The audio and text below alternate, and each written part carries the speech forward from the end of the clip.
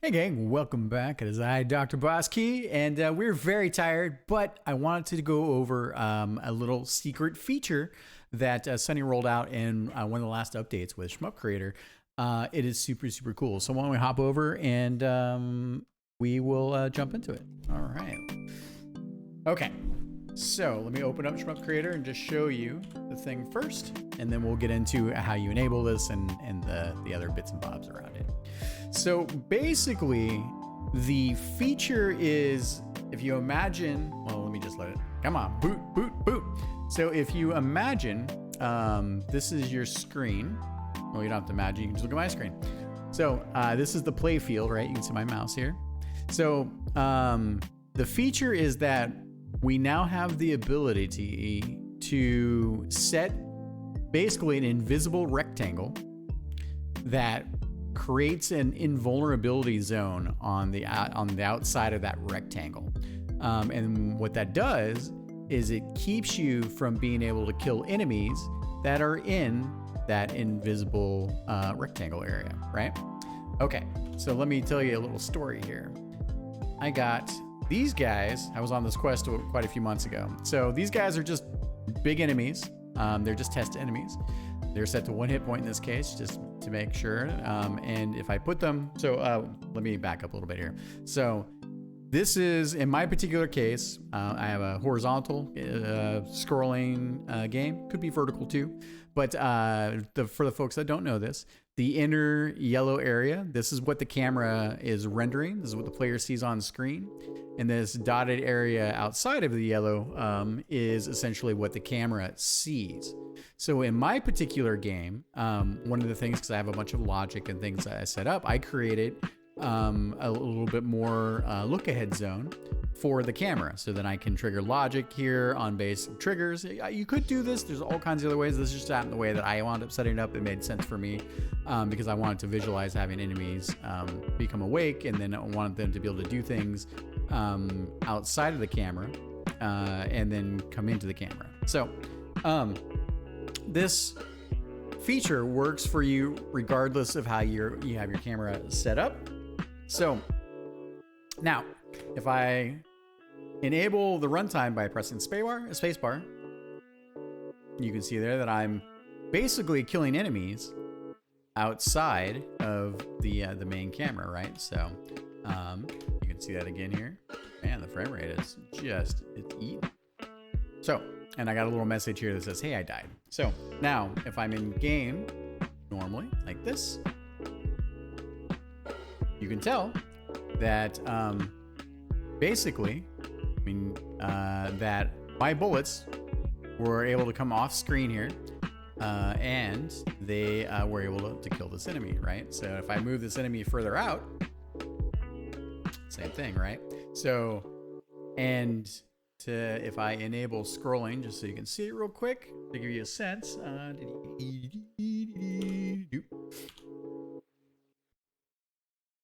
So that guy is awake. That's how long it takes at my particular camera speed for the enemy to come into the zone, right?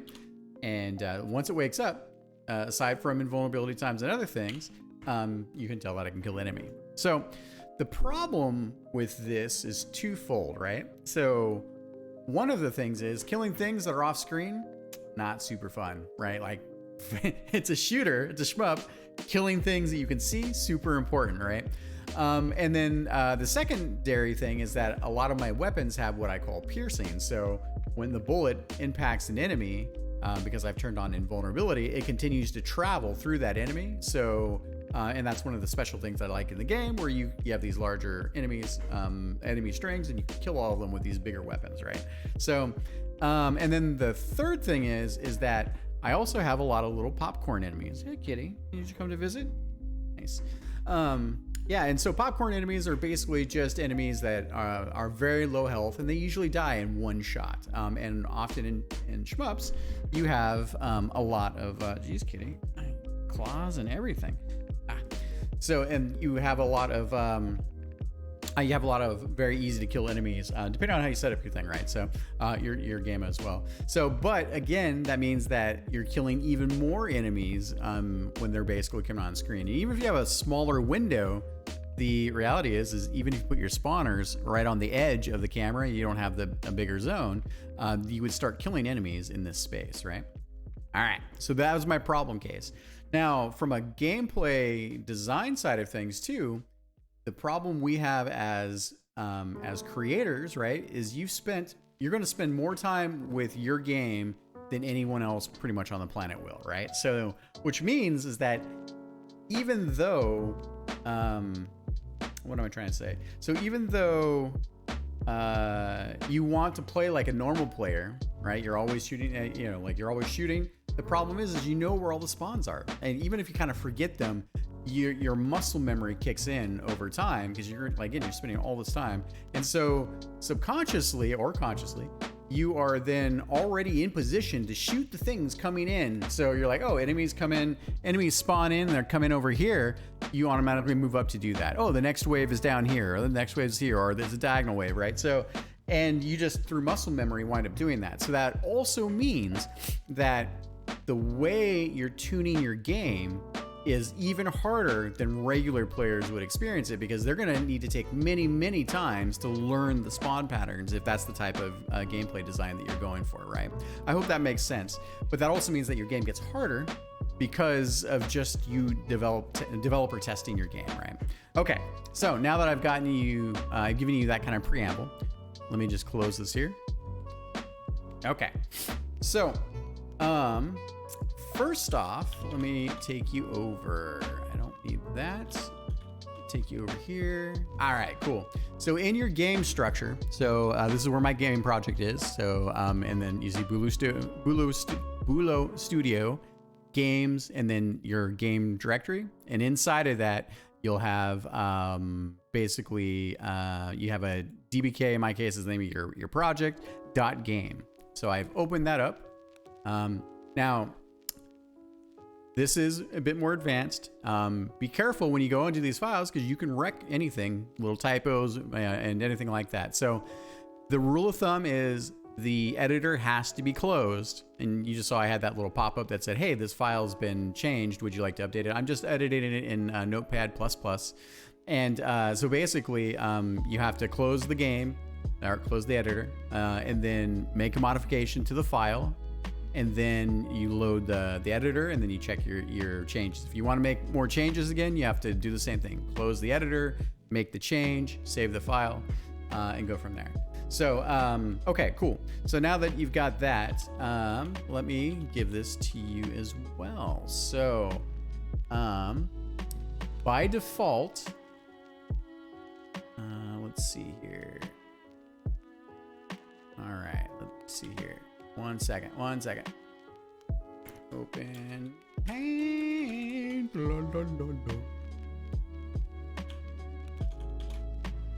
It's better if I just show you this. So, all right. So I had a little exchange with Sunny not long ago, I think today, in fact. And basically he said, hey, by the way, you can try the enemy invincibility zone. I checked today and it seems to work okay. You can modify the .game invincibility limits equal true, invincibility limits equal, and then you have quotes for the values. The limit is in percentage. This example means that there is 10% invincibility zone around the screen from all sides. The numbers are left, top, right, bottom. This should work with the current update. If you have any issues, please let me know. Okay, cool. So super, super helpful. That helped get me started there. And so what you want to do is you come into your project name.game file. You do a search, and I wound up just looking for invincibility limits, right? So you just do a little search for that. And you find it, which you can tell. And then you want to do... you want to set your flag to enable this to true. And then in here, you probably want to start with the base numbers. But basically, you want to then save your file. And then you want to open your Shmup creator. I wound up testing this just now. So there's a couple caveats. We'll get into this in a second. But... it all works. It's very, very cool. Okay, so here we are, we're back, right? So I have an enemy here, and I have the enemy here, which you remember I was shooting them off screen, and they were dying. Oh, actually, let me turn off my camera. Little pro tip for you guys. I always like to, at the beginning of my levels, this is my test map, I always like to have a little camera effects property where you can just basically uncheck that. Is that right? Oh, wait, sorry. I'm a tired guy. So I leave it checked, and then you can just turn your speed to 0, turn off your transition time. So sometimes it's nice. You need to test it both ways with flying through the world with your camera, but also being able to have just a static screen sometimes helps when you're trying to understand things, especially like distance. Okay, so camera has stopped. I'm shooting. And the cool part there is that I'm not getting the message for either of these enemies. Right? You can see I have the same enemy on the left side here. Very, very cool. Okay, cool. So then what happens, right, is basically if I bring this guy in, now he dies. Cool, right? But if I bring him back a little bit here, I think he's still gonna die here. Yep, so he's gonna die there. But if I bring him back, and this is because I said I only wanted a little bit for me. 10% is as much as a little, you know, like you can adjust it. But this is how I would test it, right? So there you go. So now enemy is in the invulnerability zone, right? So of course, when you do your designs, you need, and now basically what it is the moment that the enemy crosses out of the invulnerability zone, it doesn't have to be the whole enemy, just the first part of its collision, it will then become vulnerable, right? So, and I can already show you that if you want. Let me just add a little waypoint here. Pratituch. Doink. We'll set the speed to, I don't know, something small. And then I don't want it flipping all over the place. Not that it matters that much. And let's take a look. All right, cool. So, and you can see I'm already, I need to pull that guy back. 1 second, let me make it smaller. And over here. All right, cool. I'm gonna pull it back just a tiny bit. All right. So, as you can already tell, so the cool part is, right, and this is in all directions, right? So if you also take these guys and you put them up here, or you put them down here, as I already showed, then you get the invulnerability from each side, right? So super helpful, right? So, but you have to keep that in mind with your own design bits, right? Okay, so I think those are the main things. Let me see. In case the math hurt your brain, ChatGPT, right? So basically, the expression of those numbers is basically, I won't read the whole thing to you, is basically a rectangle. And so the left side and the top side are the left position of the rectangular region as a percentage of the screen width. And in this case, using those other values that Sunny started with, it basically talks here. You can pause it and read this yourself. But the interesting bit, right, is if you look at the two secondary numbers, this is, so if your rectangle is over here, and you say, hey, 0.1 would be 10%, it kind of comes into around here. 0.1 is about 10%. And then what you're doing is the far side of the rectangle, again, right? And then the bottom are expressions in terms of percentage values that are from the left and top edges, right? So 0.1 is 10%. So then if you were at 0.9, that would be 90%. So 90% of the screen, and then you'd have 10% on each side. I hope that makes sense. Again, I'll go back to that. All right, so let's see. Was there anything else I missed?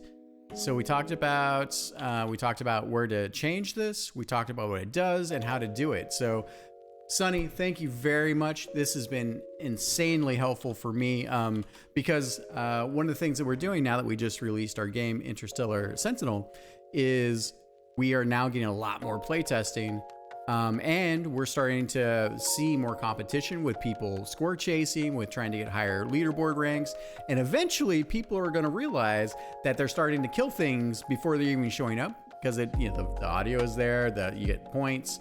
And unfortunately, and you can kind of fiddle fart your way around with changing the waypoint vulnerability times and the on spawn invulnerability times. But if your cameras are variable and they change a little bit, it becomes a big mess, because you have to also change that on a per enemy basis, right? So this really helps us take our scoring and dialing in the core gameplay to the next level. You really needed this. So Sunny eventually is going to hook it up to a visualization so you can see the debug lines and you'll put it in the UI somewhere.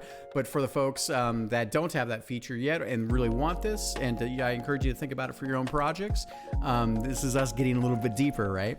This is insanely valuable. All right.